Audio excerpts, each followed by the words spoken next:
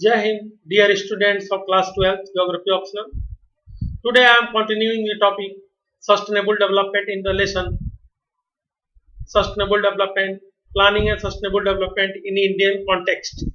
So the topic Sustainable Development first I am going to discuss with you. The term development is generally used to describe the state of particular societies and the process of change experienced by them. What is development?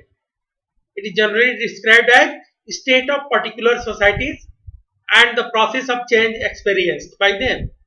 किस तरह के changes हुए हैं particular society के एक period of time में, that is called development.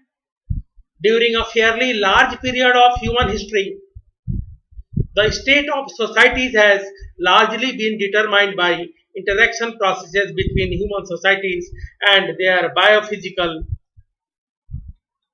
environment. Human society, after development of technologies, has interacted with the natural environment in many ways and have a lot of changes made and created themselves, made the natural environment according to the need. The processes of human environment interaction depend upon the level of technology and institution nurtured by society. And what is the process? The process of human environment interactions totally depend upon the level of technology of the particular society. What is advancement? Advancement in technology. The advancement of society depends on advancement in technology. Technology developed, after that institutions come in existence, and then the society flourished. While the technology and institutions have helped in increasing the pace of human environment interaction, it is a technology which have helped a lot in development of human and nature interaction to develop in for much better way or for betterment of the human society. The momentum thus generated in return has accelerated technological progress and transformation and creation of institutions. Hence, development is a multi-dimensional aspect or concept. It is a multi-dimensional concept. Development is a multi-dimensional concept and signifies the positive. As we have discussed already, growth may be positive, may be negative, but development always signifies a positive trend. Irreversible transformation of the economy. There is no reversible condition. There is irreversible transformation. What changes that occur always in positive way, will not be negative. And society as well as the environment. The concept of development is dynamic, no doubt. The concept of development is dynamic, no doubt, and has evolved during the second half of 20th century. In the post-World War II era, the concept of development was synonymous to economic growth. Till 1940 or 20, you can say, up to the World War II, and after that even, the concept of development was synonymous to economic growth. It means that if the economically country is well grown, development is well there. It is not right. Which is measured in terms of temporal increase in gross national product or GNP and per capita income. If the country's persons have per capita income is high, the country is rich and developed. If per capita income is less, country is less developed. But today there are many criteria to define development. But even the country is having high economic growth, experienced speedy rise in poverty because of its unequal distribution. So in 1970s, the phrases such as redistribution with growth and equity were incorporated in the definition of development. While dealing with the questions related to the redistribution and equity means equal right to all, it was realized that the concept of development cannot be restricted to the economic sphere alone. Development doesn't mean that only the economic development should occur. It is the development of wholesome personality of any individual. It is the enlargement of the choice of people. Overall development, wholesome development, overall development of a person. It also includes the issues such as improving the well-being and living standard of people, availing of a healthy life, better education and equality, equal opportunity for education and for job, ensuring political and civil rights all. Because in democratic country it is said that right is given to all citizens equally. But is it? In case of India, you can see there are a lot of discrimination on the basis of caste, creed, gender, etc. Our constitution has given equal right to all, but it is enjoyed equally by all? No. By 1980s, development emerged as a concept encapsulating wide spread of improvement in social as well as material well-being in all society. So what development means today is that there is a widespread improvement in social as well as material well-being. केवल भौतिक रूप से ही लोगों को समृद्ध नहीं होना है, सामाजिक रूप से भी समृद्ध होना है, इसको हम डेवलपमेंट बोलेंगे. The notion of sustainable development emerged in wake of general rise in awareness of international issues in the late 1960s in Western world. It reflected the concern of people about undesirable effect of industrial development on the environment. It is right. Actually, there is a club called Club of Rome. Many scientists are working in the Club of Rome. They are thinking about regarding the betterment of environment. They are thinking regarding the future of Earth, etc. So what happens? Actually, the publication of one article, the population bomb. Bomb होता है ना, धड़ाम से फटता है. Population को भी bomb के रूप में लोगों ने प्रेजेंट किया. पॉपुलेशन बॉम्ब बाय अर्लिच, एक राइटर थे, उनका नाम था अर्लिच. इन्होंने 1968 में द पॉपुलेशन बॉम्ब, उसके बाद एक बुक आई the limits to growth by Meadows. It is the landmark. Meadows की book the limits to growth, विकास की सीमाएं. It was the landmark. In 1972 further raised the level of fear among environmentalists in particular and people in general. This sets the scenario for the emergence of new models of development under a broad phrase of sustainable development. The book Limits to Growth, written by Meadows, he had explained in 1972 that the earth is like a space ship. धरती क्या है? एक space ship की तरह है जो space में है, और all the resources are here in sizable condition, insufficient resources are there, but more or less they are fixed in their quantity and maximum they are non-renewable. So if you are using it judiciously, we can sustain our life well on the earth surface, as well as we can keep more resources for our future generations too. But the indiscriminate use of resources will lead numerous global ecological crises, because it will lead the accumulation of resources in a few hands. It will lead division of society into haves and have-nots. It means rich and poor. It will lead global ecological crises like the global warming, ozone layer depletion, land degradation, pollution, etc.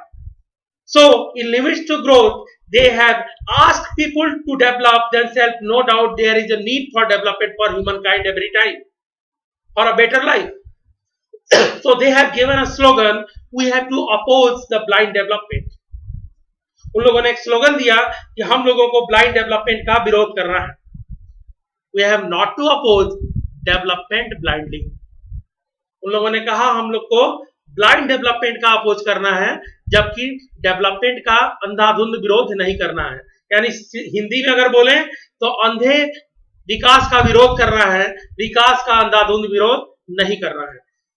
As in this book Limits to Growth, it was described that the earth is a spaceship having all the resources either in fixed quantity or either they are renewable, they need enough time to be replenished. So like that, the resources need to be conserved, need to be utilized in a judicious manner. So here from only regarding the conservation, the world scientists have aware, and it was found the best way sustainable development. to conserve the resources for our future generation.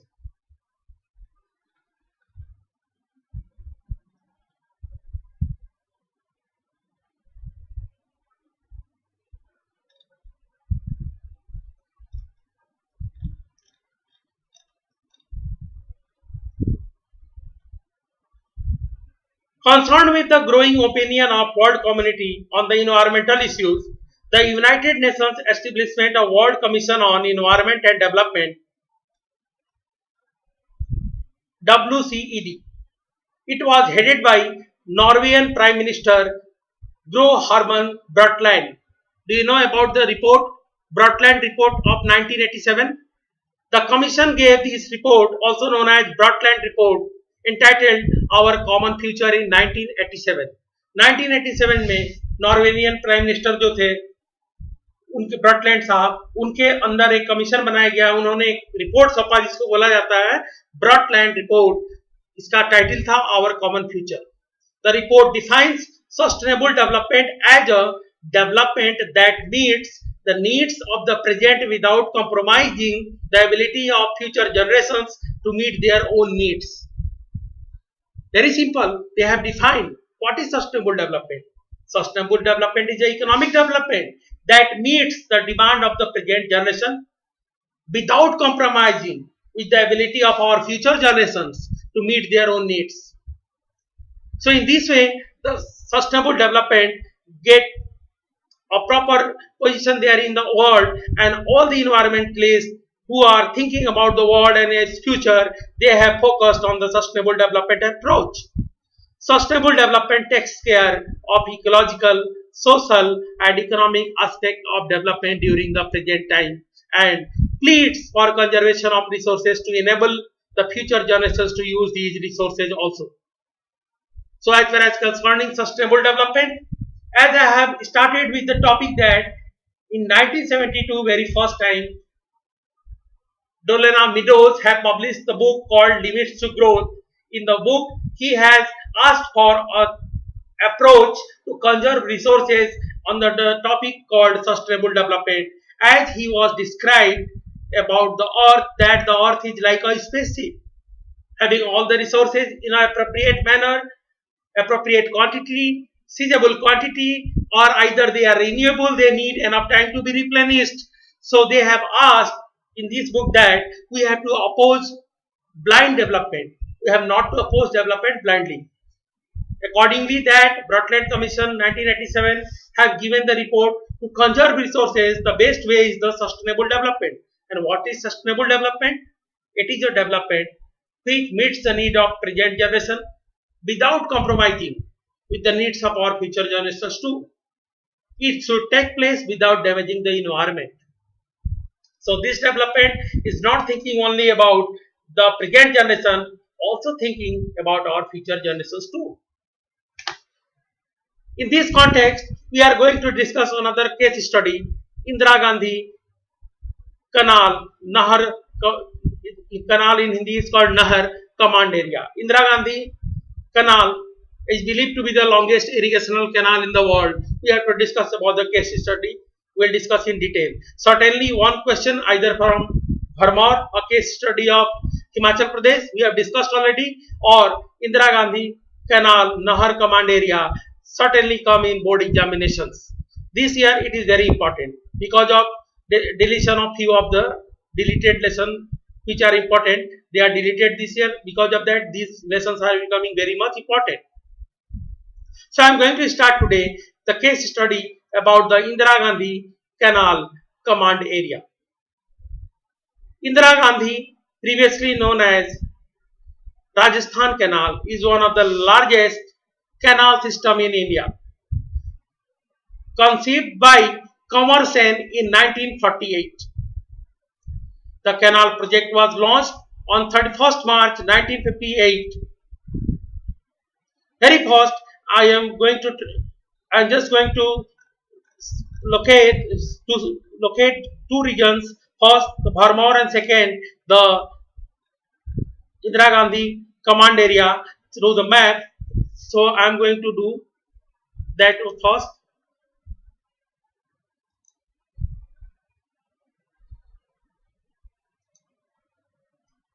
Now see, this is the area, Indira Gandhi Canal Command Area.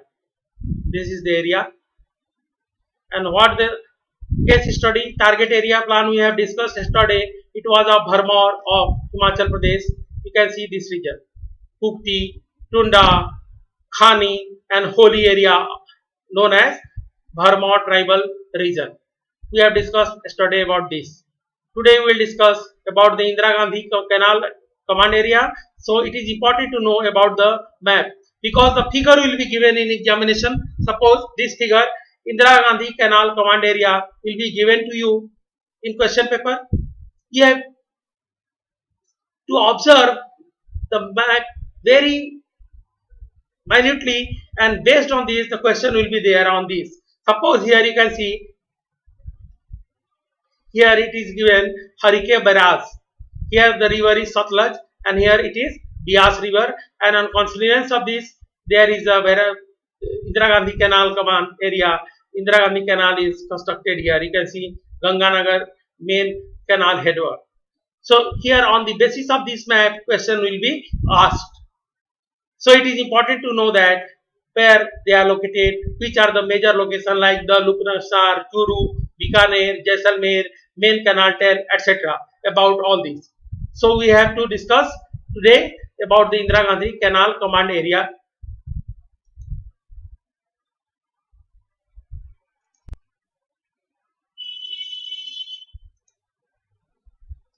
So I am going to discuss today about this. In next period, I will continue